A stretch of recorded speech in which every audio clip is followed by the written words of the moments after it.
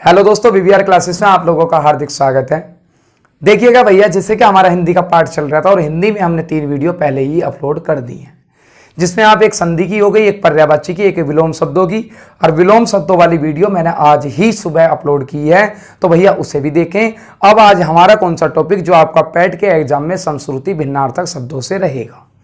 समश्रुति भिन्नार्थक शब्दों से रहने का मतलब है कि शायद बहुत सारे बच्चे ऐसे हैं जिन्हें यही नहीं पता कि समश्रुति भिन्नार्थक शब्दों में होना क्या है, प्रश्न बनेगा किस प्रकार से।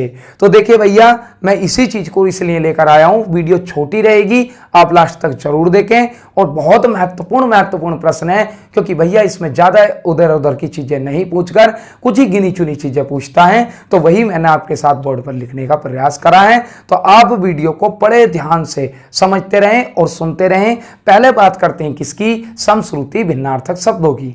देखिए, समश्रुति का अर्थ होता है समधन श्रुति।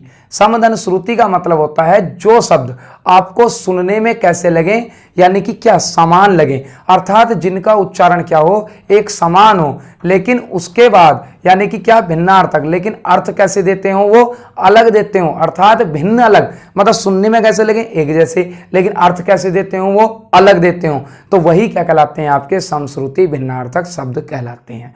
जैसे मान लिया, चलो इसे तो छोड़ें, इन प्रश्नों को तो बाद में करेंगे।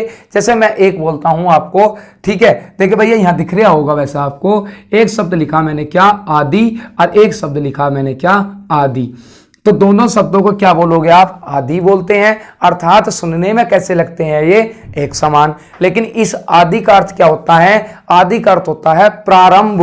अब कुछ लोग पता है क्या सोचते हैं, आदि का अर्थ होता है, बोले सर बोले किससे, तो अंत में लिखते हैं हम, जैसे राम श्याम कोमा सीता कोमा गीता आदि, तो वो तो बोले अंत में लिखा गया, अंत नहीं लिखा गया मेरे भाई। इसका मतलब है Ram comma Shyam comma Sita comma Gita, मतलब इन शब्दों से इसका क्या करा, प्रारंभ हुआ है अभी, तो इसके साथ आप अन्य शब्द भी जोड़ सकते हो, तो इसका मतलब आदि का क्या हुआ, प्रारंभ। और इस आदि का मतलब हो गया किसी चीज की लत लग जाना। जैसे कोई बोले क्या ये तो शराब पीने का आदि हो गया, या क्या ये पढ़ने का आदि हो गया, या क्योंकि भाई अच्छाई और बुराई दोनों में प्रयोग कर सकते हो आप, ऐसा नहीं है कि बुराई में प्रयोग होगा आदि। आदि मतलब किसी चीज की लत लग जाना, उसके बिना ना रह पाना, वो क्या कहलाता है, आपका आदि कहलाता है। ठीक है भाई, शुरू करते हैं क्या, एक क्वेश्चन नंबर 1 से। देखें एक पैटर्न क्या रहता है इसका, कि मान लिया जैसे आपका अंश है, और क्या है भाई, अंश है, तो जो इस शब्द में पहले आया है, तो ऑप्शन में भी उसका अर्थ कहां लिखा हुआ होना चाहिए, पहले होना चाहिए।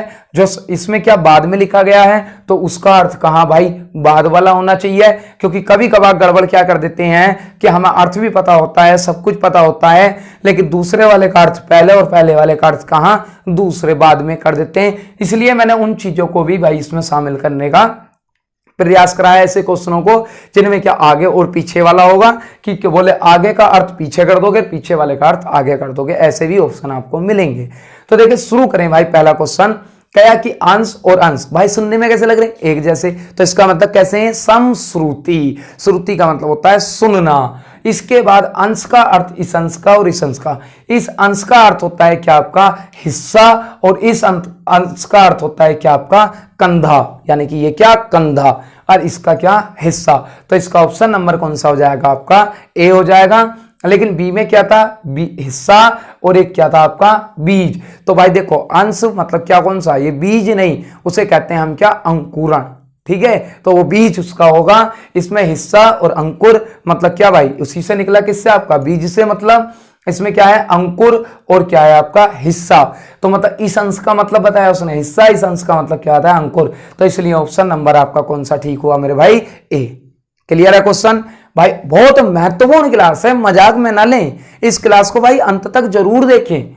एक से दो प्रश्न रखे हुए मिलेंगे, और उसने साफ साफ सिलेबस में लिख रखा है। चाहे आपका देखो, कुछ लोग पूछते हैं क्या सर ये पैट के लिए ही है, मेरे भाई एसएससी जीडी में मिलेंगे, आपको यूपी एसआई में मिलेंगे, यूपी टेट में भी मिलेंगे, आपको सुपर टेट में मिलेंगे। ये शब्द ऐसे हैं हर परीक्षा में मिलेंगे, कोई सा भी एग्जाम हो आपका जिसमें हिंदी आएगी, समश्रुति भिन्नार्थक एक क्वेश्चन जरूर मिलता है। और हम अधिकांशतः इन क्वेश्चनों को गलत करके आते हैं, जो कि गलत करने की बिल्कुल गुंजाइश इनमें नहीं होती है। तो इसलिए वीडियो देखे 10-15 मिनट की वीडियो होगी, आप लोगों को समझ में आ जाएगी बात, फिर उसके बाद कोई दिक्कत नहीं आएगी। देखें क्वेश्चन नंबर 2 कह रहा है श्रवण और क्या है श्रमण। एक क्या है श्रवण, एक क्या है श्रमण। तो देखो श्रवण का मतलब होता है, जैसा श्रुति का मतलब होता है क्या, सुनना, तो ऐसे श्रवण का मतलब होता है क्या आपका सुनना, और श्रवण का मतलब होता है क्या आपका, इसका मतलब होता है भिक्षु, अर्थात यानी कि जो क्या कोई चीज मांगता हो तो वो क्या करता है, उसका श्रवण करता है। तो इसका ऑप्शन नंबर कौन सा हो जाता है, ए, मतलब क्या सुनना और भिक्षु। इस वस्त्र कपड़ा वरुण भैया किसका है, इसके बाद पाप और पुण्य ये दूसरे के विलोम है, इसके बाद विस्तार और क्या है विस्मरण, ये दूसरे एक दूसरे के क्या समानार्थी के रूप में जाते हैं। लेकिन देखो कौन सा हो गया option number A. Question number 3 कह रहा है कि आयु का अर्थ है, मतलब आय का अर्थ क्या है और आयु का अर्थ क्या है। अब आय का अर्थ हो गया मतलब आना, या आयु का मतलब आज्ञा, नहीं भाई। आय का अर्थ होता है क्या आमदनी, और आयु का मतलब होता, सॉरी, आय का अर्थ होता है क्या आमदनी, और आयु का अर्थ होता है क्या उम्र। लेकिन इसमें क्या लिख रहा है ये वाला कि आय का तो दे रखा है उसने उम्र, और आयु का दे रखा है क्या आयु, तो भाई ये वाला ना होकर आय का अर्थ जो पहले है तो शब्द ऑप्शन में भी पहले मिलना चाहिए। तो इसका मतलब आय का अर्थ कौन सा होता है, आमदनी और क्या उम्र। घर और अनादर ये क्या है भाई, अलग है, तो इसका लिए ऑप्शन नंबर तीसरे का कौन सा हो गया, ए हो गया। बात क्लियर हो रही होगी स्पष्ट भाई। वीडियो को लाइक शेयर और कमेंट करके जरूर बताना कोई दिक्कत आए तो।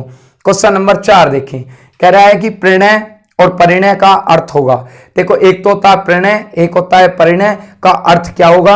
ऑप्शन है क्या आपका प्रेम और विवाह, अगला ऑप्शन है आपका क्या विवाह प्रेम, अगला ऑप्शन है परिणाम परिणाम, अगला है सूर्य चंद्रमा। तो भाई ये तो क्या है आपके अलग है ना, तो भाई क्या हो सकता है, ये तो परिणाम हो सकता है, ये क्या परिणाम। लेकिन परिणाम नहीं होने का बिल्कुल, क्योंकि भैया परिणाम और परिणाम यानी कि प्रणय का परिणाम कभी नहीं हो सकता। इसका क्या प्रेरणा, जब आपको कुछ नहीं आता, जो लोग तुक्का लगाते हैं उन तुक्का लगाने के लिए कि बता दूं, जब चीजें एक दूसरे के विपरीत करके दे रखी हो तो समझ लेना ऑप्शन या तो बी है या फिर कौन सा है आपका ए है। इनमें से एक का अर्थ आपको निकालना आना चाहिए कि क्या प्रेरणा और क्या एक परिणय। आपने देखा होगा भाई परिणय कहाँ लिखा हुआ होता है, कार्ड पे लिखा हुआ होता है ना, जो हम दावत खाना जाते हैं दावत के लिए कार्ड आते हैं उन पर लिखा होता है कि परिणय।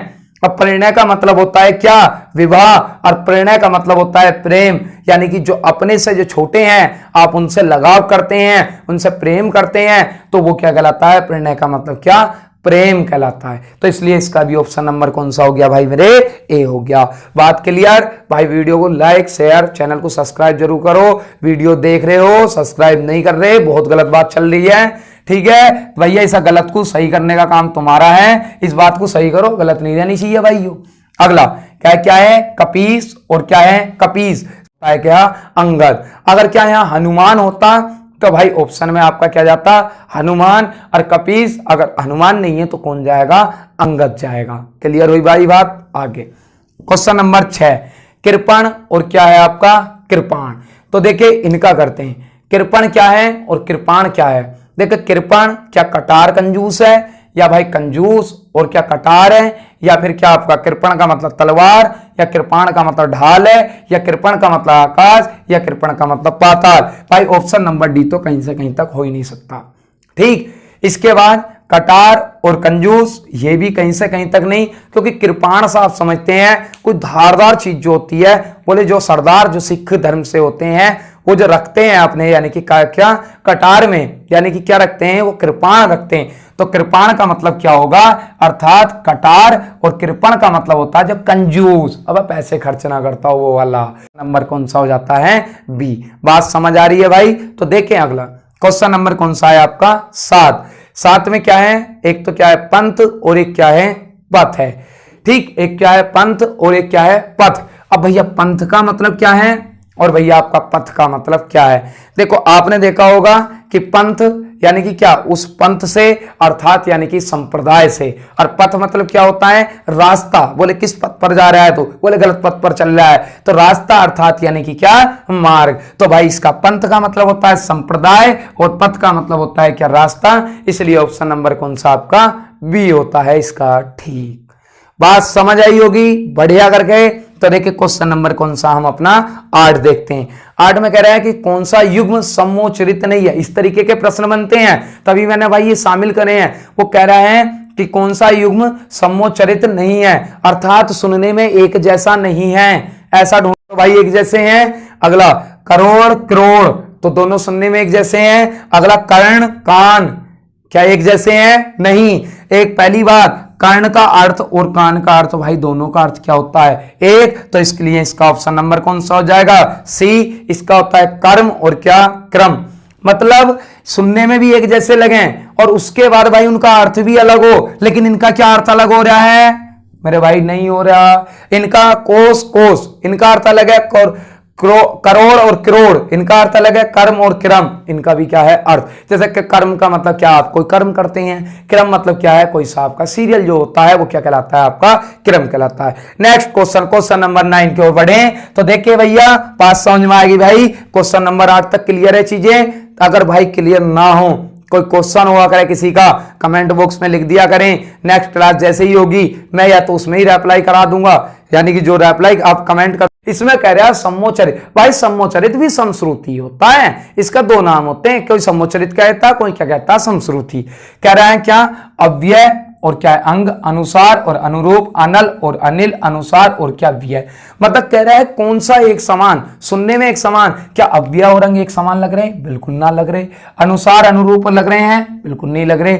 अनल और क्या? अनिल, ये क्या लग रहा है भाई हमें? यानी कि एक समान लग रहा है। तो इसका ऑप्शन नंबर कौन सा हो जाएगा मेरे भाई? सी हो जाएगा। अनुसार अव्यय, ये तो भाई दोनों ही अलग अलग लग रहे हैं, कोई तुकी ना बैठ रहे कहीं से कहीं तक का। अगला क्वेश्चन नंबर 10, आज का लास्ट क्वेश्चन, समझें क्या है? सकल और क्या? सकल, इन दोनों के अर्थ निकालने हैं। अब सकल से तुम समझ गए होगे।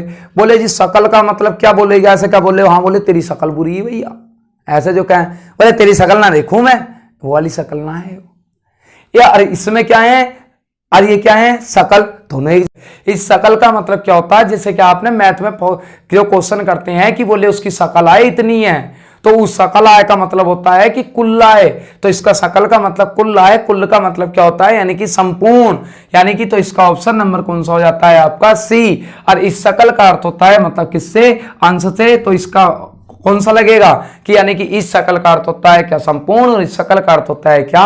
अंश। ठीक है भैया, अगर वीडियो अच्छी लग रही हो, अगर वीडियो में कुछ लग रहा हो कि हाँ वास्तव में है, अब भाई इनमें से एक प्रश्न रखा हुआ ना मिले, तब आके कहना आप कि बोले हाँ, बोले इनमें से आपने जैसे बताया था, अब हो सकता है कि इनसे मिलता जुलता कोई प्रश्न आ जाएगा, तो कम से कम आप कर तो आओगे अब। और उससे पहले क्या, अभी तक तो यही नहीं पता था कि समश्रुति भिन्नार्थक कहते किसे हैं। ये सोच रहे थे समश्रुति पता ना कौन से आसमान पर से लटक के आई है भैया। ठीक है, तो अब बात समझ में आ गई।